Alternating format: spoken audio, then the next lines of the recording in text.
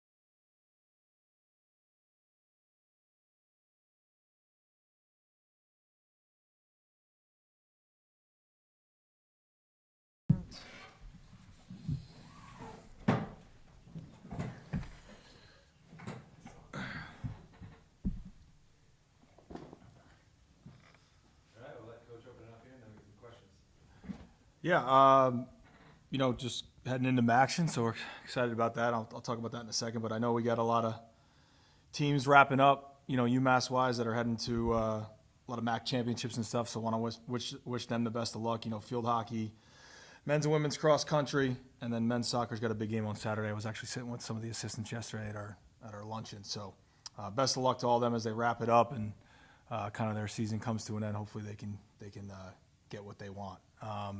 As for us, we had some time to recover. Watch the game. We kind of got to reset our week here. So today, for me in my head, is a Monday, which I know sounds weird because we're playing on Tuesday. So, a lot of things go into that. Kind of from when I've been in bowl games and perspective on that, you kind of reset your week and kind of make everything in terms of a game week. So we've done that.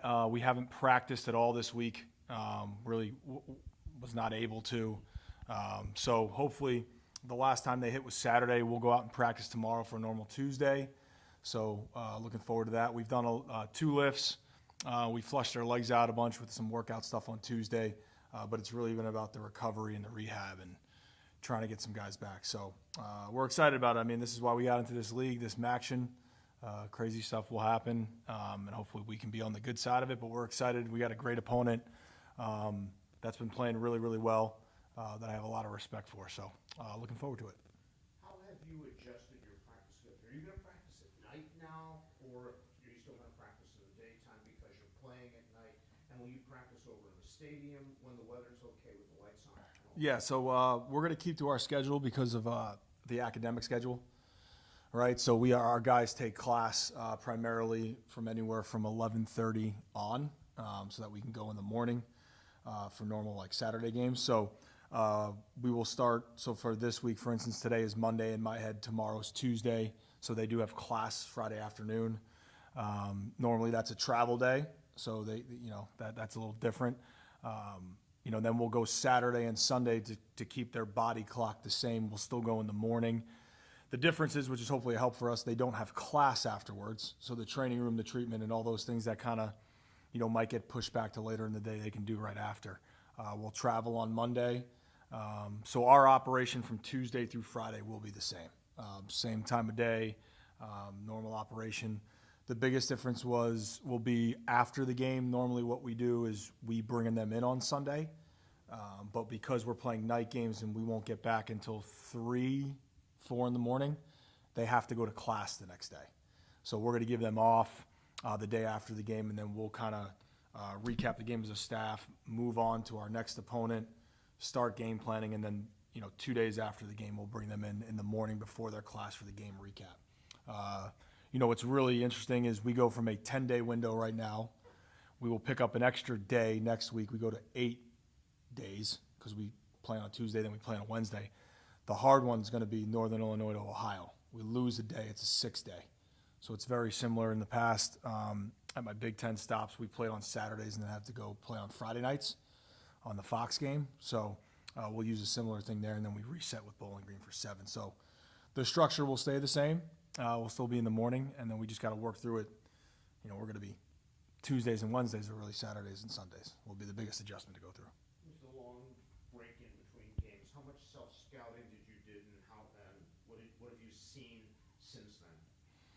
Yeah, I think, reflecting back on the Central game, like I said, after the game is exactly how I felt when I watched it on the plane and then recapped it again yesterday with the team. They out-physicaled us. They out-executed us for a lot of the portion of that game. I was disappointed with a little bit of the effort, second half stuff. So we had a 9-play cut up yesterday that we watched all together as a team. So those are the kinds of things I got to keep my eye on. But certainly self-scout wise, we have what we have in terms of players. There's nothing's going to change there. So a lot of younger guys, a lot of guys were in that game that have that played for the first time or started for the first time. I think our numbers now, we have 15 out of 22 starters out from day one against Temple. So again, hopefully we get some of those back. But ultimately, I think the growth, hopefully we can show over the next 4 as the last part of our season here will be critical. Self-scout wise, I think we've cut it down to as much as we can in terms of the guys that are playing too. You can't overload them. So Now it's to be just keep progressing off of that. Each week will change because of the opponent's scheme, but I think we've done everything we can do to put ourselves in the best position moving forward. Like you said, up to 20 names on last week's injury report. What's the process of those guys getting back, and what can you say of specific names getting back for Akron? Yeah, I think you saw Rocco and Gibby play a little bit, but ultimately I think they tried to put themselves in a position where we kind of knew going in that they were limited. So we kind of gave them a rep count, being back. So hopefully, the 10 days here, not doing anything since Saturday really physically in terms of contact, will get them back for a better performance and a longer performance. Chambray looks to be okay. Hopefully we can progress him. He didn't even play. He was listed as questionable, but we took him out pregame. He just couldn't do it. Again, give him credit. Our, head guys, our concussion guys, that's going to be all if they don't have any setbacks. That's kind of how that goes. So we'll see on that. Kyle Brown and Sully. Kyle Brown did just punt in the game. Speaks again to the type of kid he is. He's like, I'm doing punt. I was like, all right, well, can't play on offense because wouldn't be able to last. So Sully's looking good. Hopefully, again, progressing in the right direction. Rashad was able to play a little bit, was kind of stiff there for a little bit of it. He was able to come back. Reese is going to be out for a little bit here, trying to get him back. Hopefully, Darion is back. We'll see. And again, this is barring no setbacks here. I mean, they could go out tomorrow and take a hit in practice, which we're going to try and design as best we can to get what we need to get done. But ultimately, you got to have some physical contact. So that's really the rundown. So hopefully we'll be a little bit better off, I would imagine, on Tuesday. Mike Entwistle and Donovan Dyson are two guys that weren't on the depth chart to start the season. What have you seen with their progression throughout the season and where they are now? Yeah, I think Mike's done a great job. I think, being a grad transfer too, right? He's played a lot of football, comes here, doesn't start initially. It's kind of like what we're preaching, right? You just stick to the grind and keep working. But he's done a nice job, especially in these last two games, and he's going to have to step up again. So I'm proud of him. I'm proud of the way he's handled his situation. I'm proud of the way he's come in here. He's got a great mindset, and he's that's what you want, right? You want to plug guys in, next man up, and you want to have them go out there and do what they need to do. And then, Dice did a great job in the Buffalo game, I thought, for just coming off the bench. I think he wants this game back from just an overall perspective. I think the first time you're starting and it's going to be you, there's a little bit more anxiety in that stuff. And like I said, I think all of our defensive players had a really hard time with that scheme in terms of fitting some things up.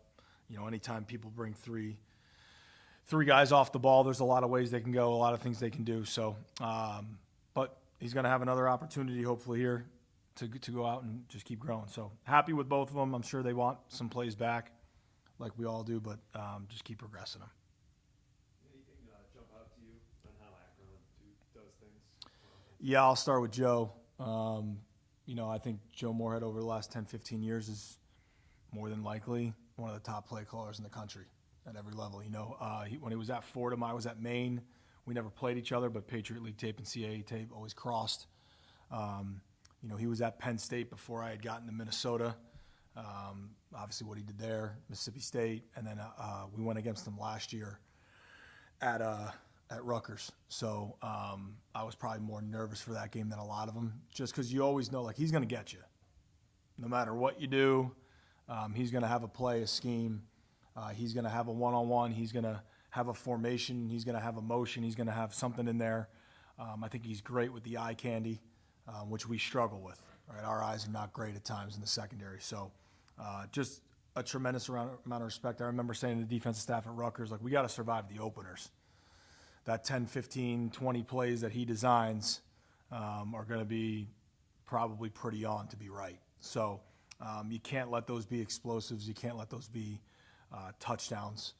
You kind of got to get through that and survive the storm, because that's what these guys, all the guys that are like him, the Jeff Brohms of the world, Ryan Day when he was calling it, Jed Fish, they're gonna get you. They've been around for a long time. They're great coaches, and you can tell he's got confidence. The way he calls it always, and I think his players now have confidence. That's the biggest difference I see between the Akron team I faced last year and this year. There's a confidence throughout the entire organization and team right now, and the way they competed and the way they went out. last week and basically all year. If you take out the Duquesne game and take out Nebraska, I mean, they're in every game. I mean, it's a one-score game late. A lot of things are going on. So, but it'll be a severe challenge. And, you know, they're hitting their stride right now. Like, they're really playing top-level football, all three phases. I mean, they had 5 turnovers on defense last game. If you count the fake field goal and then the turnover on downs on 4th and 1, you could say they had 7. So their defense is playing at a high level. And certainly their special teams is doing the same thing. So you can just tell they're a team moving in the right direction, and it's going to be a challenge. How'd you do at Scout Team Corner last week? I did pretty good.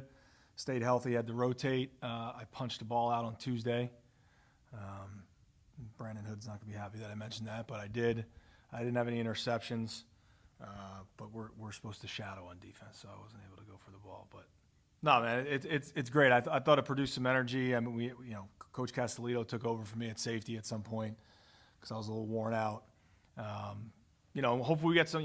The guys I don't talk about. The scout team guys that aren't playing, we don't talk about. We've had some injuries there, so hopefully we get a couple of those guys back. But it was fun. It reminded me why I'm in this. Not ultimately play scout team, but why. After you finish playing, you kind of you don't go away.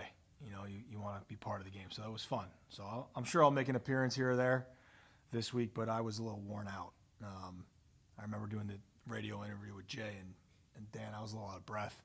That was like 15 minutes after, so it was good. It was fun. Were you in pads? I was not. No. I won't, because then I give them a reason to hit me. They know not to hit me when I'm just clothed like this, I guess. So a lot of cover 3, a lot of different things. I was ahead of the cards, so I selected hopefully what cards I could do, handle. Coach Castellito coming in for you, is that a longevity thing? Or? Yeah, Coach Kaz has had to do that in the past. He's more of a safety body. I'm a little bit more of a field corner.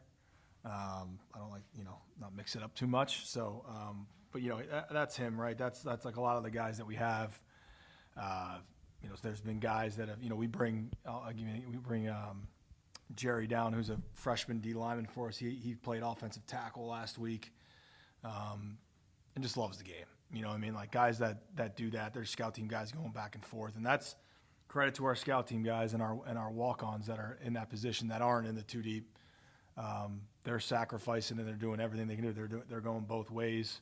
We're going at the same time now because we have to. So it's been good. We're kind of all in one field. There's an energy. There's a juice.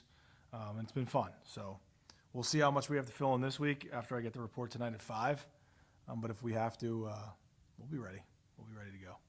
You talked about a couple of weeks ago how you've gone against almost exclusively man coverage. How have you guys advanced in your ability to play against that? Yeah, I think we've tried to do some things. I think Saturday, our 3 drops were critical. The one to Max, the one to Gibby, and then ultimately Kez in the corner of the end zone. So I think we ultimately created probably a little bit more separation there. And I think it just goes with growth on Coach Hogan and how he teaches, Coach Lehman and how he teaches, the understanding of leverage and press and catch technique on defense. And then, we are doing everything we possibly can do formationally to help our guys out to relieve some of that stress. But at the same time, we've been struggling a little bit with cadence and some motions. So there's that, right? So we'll see. I'm sure that their plan is going to be to do a little bit of that. You'll never know when you get into the game, but I think ultimately the timing of thing, the spacing, and our technique has improved a little bit. So we'll see if we can take advantage of that. What are they like defensively, and what are you going to have to do offensively? Do you have to do some things differently based on what they do and with your players? Yeah, I think they do a good job with everything they do. I think they give you different looks. I thought they did a great job getting after the quarterback against Buffalo, especially in critical situations. They'll bring a lot of 5 and 6 mans. They have some quarter elements to them.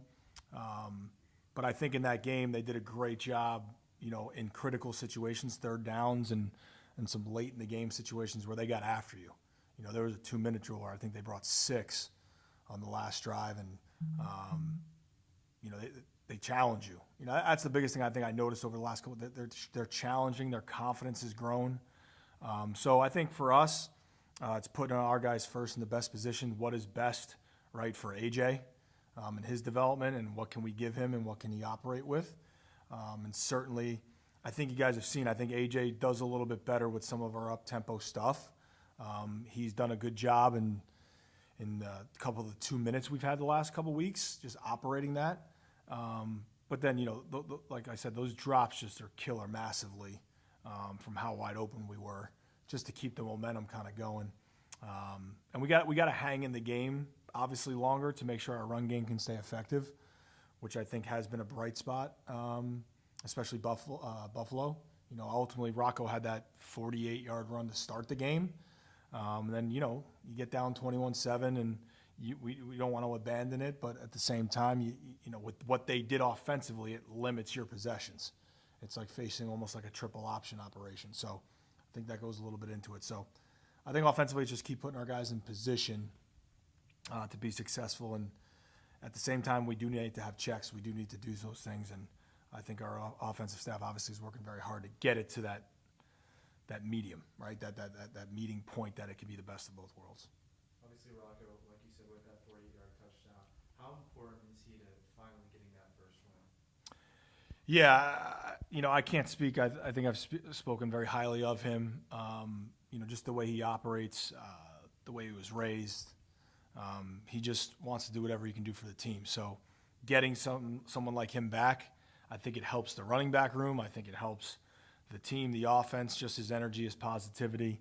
And he has to be a critical factor for us moving forward. You saw what Hood did against Buffalo, and if we can get a two-headed monster going here, that enables us to run the ball and keep the pressure off of AJ in some situations. Anyone that's in third and long doesn't do very well. So we gotta limit that. If we're more efficient in the run game, first and second down, that'll set us up. So certainly he's a big part of that. And a lot of the run game scheme, listen, there's going to be a one-on-one tackle. There's 11 on 11. So usually the running back's got to make a guy miss at least. So I think that what he has the ability to do, what Brandon does, what a couple of those other guys have the ability to do, and now we got to go do it. With the current college football landscape and only having 4 games left in this season, how do you keep your locker room focused on this season? Yeah, certainly there's distractions everywhere, but I think I've made it pretty apparent yesterday that, we can only guarantee what we have left.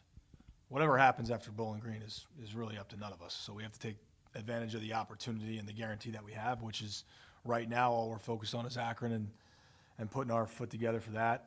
Everything that happens after that will happen after that, but I think I owe it to this university and to this team to not even think about anything other than today, moving forward, because, again, they're great opponents. But like I've said before, I think every game in this league is winnable, every single one. Whether or not we do that is up to us. But certainly with this day and age and everything going, the coaching carousel is out of control. It will be. So that's another thing that's going to be wrenched into that. You get the one portal window now. So there's certainly all those things that they can go on their phone and they can look at. But inside these walls, we'll be talking about Akron and how to put our best foot forward to beat them. Obviously, you talk about Friday night games. You played Friday night in the Big Ten. Have you ever done a Tuesday night kind of game? Obviously not action, but a Tuesday night kind of game in your college football coaching career? No, I played a couple Monday freshman games when I was in high school, but that's about it. Never I've had a couple bowl games be in the middle of the week. That's kind of what our mindset is. But I think there's excitement. I think, listen, we can use a little bit of change and shake up probably. So hopefully playing during the middle of the week, national television, there's 2 games on. Get to go out and show people that we can be the team that we want to be. So I'm excited about it. It's a great venue that this league provides. Not only does the league provide us with stability, but it provides us with this platform to put our best foot forward and to go out there and put a great effort out. So I'm excited about it. I remember game planning over the last 7 years. Game's on in the background a little bit when I'm at my other schools, and it's kind of cool to peek up and watch and see some of the stuff that happens, and they call it Maction for a reason. So I'm excited about being a part of that against a great opponent. So it should be fun. What have the guys' responses been like about transitioning to the Tuesday games? Yeah, I think a little just like offset at first because, again, it's Tuesday, but it's really Saturday. So then, and that's kind of how we're laying it out for them. So They're excited about it. This is our first time going through it. I think we have 3 guys, when I asked them to raise their hands, that have played in a action game. I think I have that right. I think it's TG, DD Snyder, and Josh Nobles, maybe. I think those are the 3, if I have that right, unless someone didn't raise their hand, which is highly possible. But I think they're excited. I think it kind of provides a spark, potentially when we need one. A little change up, little night game, little under the lights. I've talked about it being one of only 2 games on in college football. So I think their response has been good so far. So we'll see. It's going to be a little bit weird, I guess, traveling on a Monday and playing on a Tuesday, and there's not really football on besides us. So got to figure out something that they're going to watch. I guess Monday Night Football will be on, so they'll watch that in the hotel at night when they're in their rooms. So, but I think they're excited. I think they're ready to go. Well, ultimately, time will tell. Thanks, Coach. All right. Thanks, guys. Appreciate it.